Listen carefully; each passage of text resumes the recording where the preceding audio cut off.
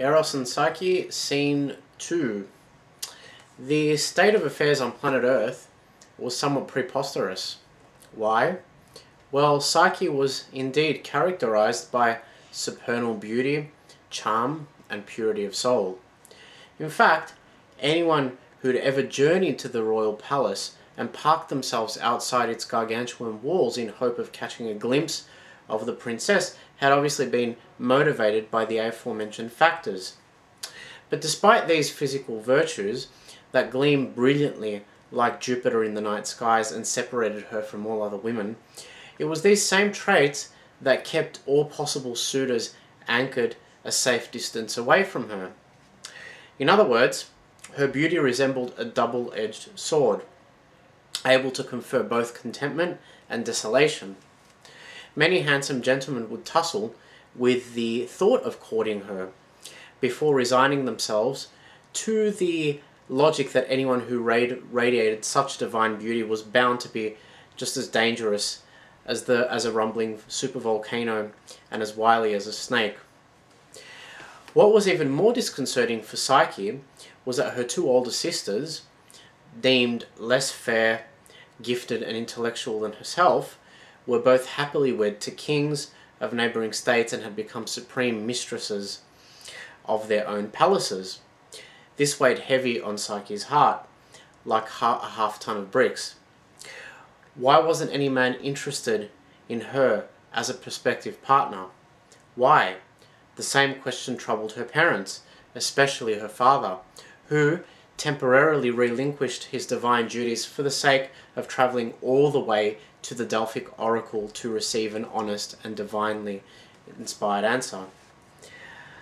The Pythia, sitting atop a three-legged tripod, breathed in the noxious gases rising from the subterranean chasm. "Speak," she prompted. "I have come for my daughter," the king said. "Is she ailed?" the Pythia asked. "No one will wed her. Her name, Psyche." After a few seconds of silence, the Pythia blurted out, "The Malian is displeased." "Who?" "The Cytherean, the Cyprian, the foam-born." "Aphrodite?" the king asked. Her voice deepened. "Psyche is the chosen one." "Why?" "She has been chosen by a divine being of the highest order, even higher than the dimension in which the Olympians reside, to be his wife and mistress." "Who is this being?"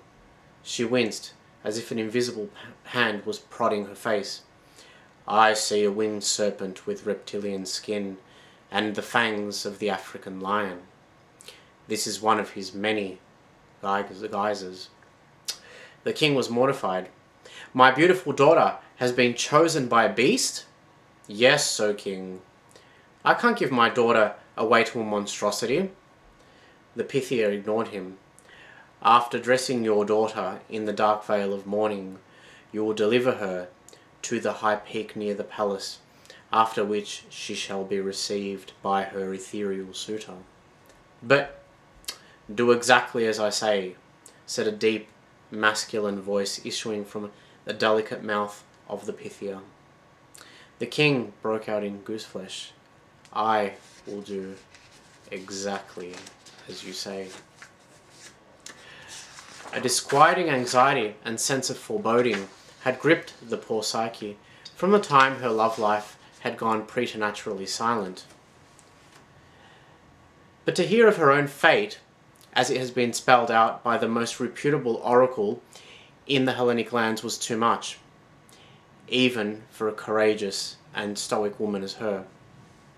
Psyche locked herself in her quarters for days on end, and might have cried enough tears to fill up the mighty Kurtaliotis river in southwestern Crete had it not been for two songbirds, which flew onto her windsill one night and belted out a mystical chorus, reminding her of the possibility of life after death. Armed with this newfound faith and hope, she dressed herself accordingly, kissed her family and friends farewell, and then began walking towards the only place near the palace she knew of that could be described as a high peak. The walk was long and strenuous, and before long Psyche was wiping eternally forming beads of sweat from her brow. Exhausted, she stumbled towards a natural edifice likely to offer temporary respite, a boulder that resembled a stone table. Psyche climbed atop and curled into a fetal position, resting her face against its cool surface. A few seconds had barely elapsed, and she was sound asleep.